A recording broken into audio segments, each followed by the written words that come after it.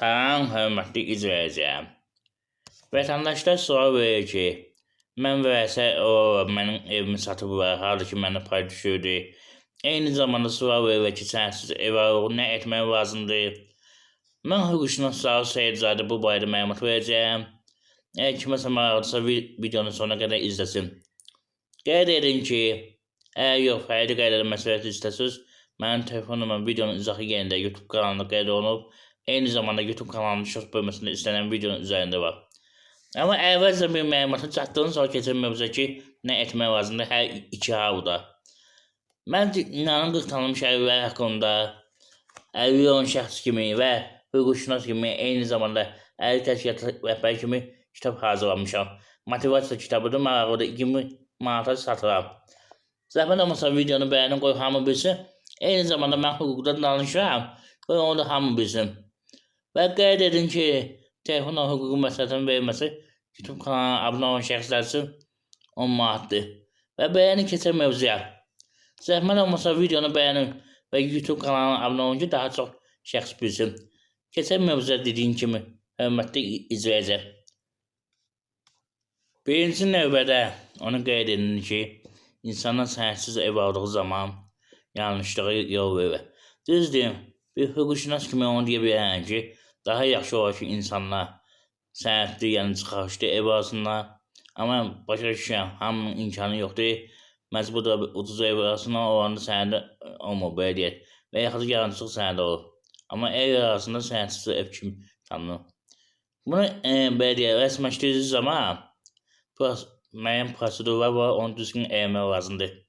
Bir də gözü sonradan qorxumlara gəlir ki, həmin evi satan şəxsin ailə üzvə gəlir ki, bəs bizim valideynimiz satıb, bizi razıdır və yaxud yoldaşım satıb, mən boşanıram, razıdır, mübahisə yaranır. O halda nə etmək lazımdır, onu qeyd edim, hörmətli izləyicilər. Əsas məsələlərdən biri odur ki, insanlar çox vaxt ev aldığı zaman evin niyəsindən etibarnamə alırlar. Bəzi hallarda sən bir müqavə var ya, boz müqavəsi və onunla da ev alırlar. Bu da düzgün problem yaradır. Ona görə problem yaradır ki, bozun tələb olması müddəti belə deyək də 3 ildir. 3 il keçdikdən sonra yəni pul da batır, ev də mübahisəli olur. Etibarnamə da ondan ötürü lazımdır ki, siz həmin ev yiyəsinin adından müəyyən işlər görüb birinci növbədə onun adını keçirtməlisiniz, çıxarış almalısınız. Sonra öz adınızı keçirdə bilərsiniz. Belə bir hava olmasın deyə etibarnaməni alın. Məsələn, görün ki, alasınız. Amma ki, birinci növbədə ilkin alqı-satqı müqaviləsi bağlayın. Bir var alqı-satqı müqaviləsi, bir də var ilkin alqı-satqı müqaviləsi. Hörmətli izləyicilər. İlkin alqı-satqı müqaviləsində yazılır ki, filankəsdən ev aldım, belə pul ödədim. Məsələn, 70.000, 80.000 pul ödədim. Gələcəkdə ev onun adına rəsməşdirərsə, o halda, yəni ki, məni satmalıdır. Belə bir sənəddir o, ilkin alqı-satqı. Məsələn, ilkin alqı-satqı müqaviləsinin hansı sənəd əsasında aparılır? Evin çərtəcə olmalı və hansısa bir sənəd olmalı. Bu bələdiyyə sənədi də ola bilər, bu sərəncamda ola bilər. Bu kənd təsərrüfatına, yəni kənd təsərrüfatı dediyim kimi, biz biliyoruz ki, bəzi bələdiyyə yazır ki, əkinçi məqsədindən verilmişdir. Yəni o sənəddə ola bilər. Amma kənd sovetindən alınmış territoriya olmalıdır və ya JEK-dən alınmış territoriya olmalıdır. Hansısa bir qurumdan alınmış bir territoriya olmalıdır. Onun əsasında ilkin alqı-satqı müqaviləsi bağlaya bilərsiniz. Əgər bu olmadığı halda siz gedib mediasiya saziş bağlaya bilərsiniz. Həmin şəxslə ki, filan borcun miqdarında, yəni həvəzində, tutaq ki, 70.000, 80.000 həvəzində öz evimi ona verəm. Saziş, borcun olduğuna görə. Yəni, belə bir müqavilə olsun. Deyirsiniz ki, bəs notariusda bağlanmış müqavilə ondan fərqi nədədir? Notariusda bağlanmış müqavilədə yalnız məbləğ göstərir, borc müqaviləsi göstərir. Amma mediasiyada bağlanmış sazişdə göstərir ki, orada borcun əvəzinə ev verir. Yəni, əsas məsələdən biri budur, nəzərə alın. Və keçəyəm digər məsələ ki, vətəndaşlar deyir ki, mən vəsə evi satıblar, nətər başı verib? İkinci qanunverici əsasən yeni Ali Məhkəmənin qərarına əsasən 2023-cü dekabrın 26-sına vəsəyə istədiyi zaman payları götürə bilər. Qabaq elə deyildi.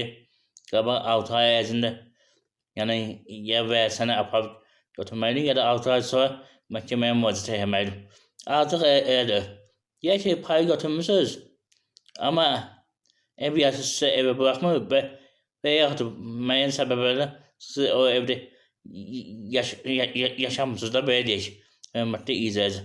O halda nə baş verir? Yəni sizin orada qeydiyyatınız varsa yaşama hüququ var. Sizin xəbəriniz olmadan ev yazısının qeydiyyatlarını çıxartması üçün həmin ünvanı göstərdi, iddia yazısı yazın məhkəməyə, inzibati məhkəməyə və sizi qeydiyyatdan çıxardır. Qeydiyyatda heç kim olmadığına görə həmin şəxs də öz payını satır sərbəst şəkildə.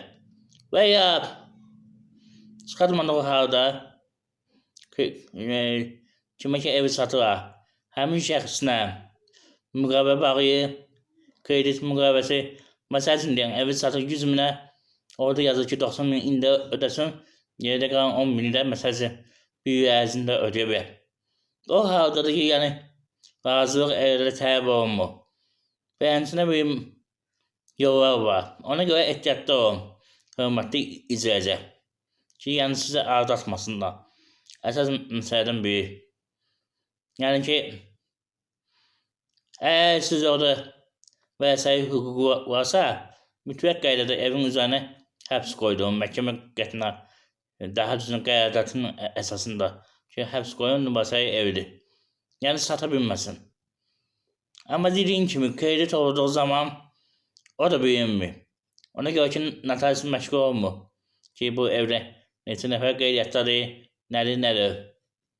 Amma nəzərən ilkin alqı-satqı müqaviləsi zamanı, yəni mülkiyyət sahibinin həyat yoldaşı varsa, olanın razılığı tələb olunur. Nəzərən, bu məlumatı verdim sizə. Dediyim kimi ətraflı məlumat üçün mənim telefonuma videonun izahı yerində YouTube kanalına qeyd olunub. Eyni zamanda YouTube kanalında short bölməsində istənilən videonun üzərində var. Qeyd edin ki, mənim 1400-dən artıq videom var, shortla bir yerdə izləyə bilərsiniz. İstər sosial yardım olsun, istər vəsai olsun, istər əməkdaşın bölgəsi olsun, istər pensiya olsun, istər uşağına ünsiyyət olsun, istər boşanma olsun, istər əməkin ödənməsi olsun və digər məsələlər olsun, hamısı qeyd olunub, hörmətli izləyici. Tanış olun və kanala abunə olun. Orada sizin qoru işarəsi var. Onu da aktif edin ki, növbəti video gələndə sizin xəbəriniz olsun. Hörmətli izləyici. Diqqətinizə görə sağ olun, abunə olmağı unutmayın. Yeri gəlmişkən, mənim hal-hazırda 5200-dən yuxarı abunə var. Bunu heç olmasa bir 6000-ə çatdıq. Hörmətli izləyici. Diqqətinizə görə sağ olun.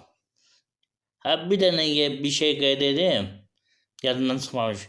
Suallarınızı səslə WhatsApp-a göndərin. Qeyd olunan telefon nömrəsinə. Digər başqa yerdə olan cavab verə bilmirəm. Ona görə hörmətli izləyici. Sağ olun.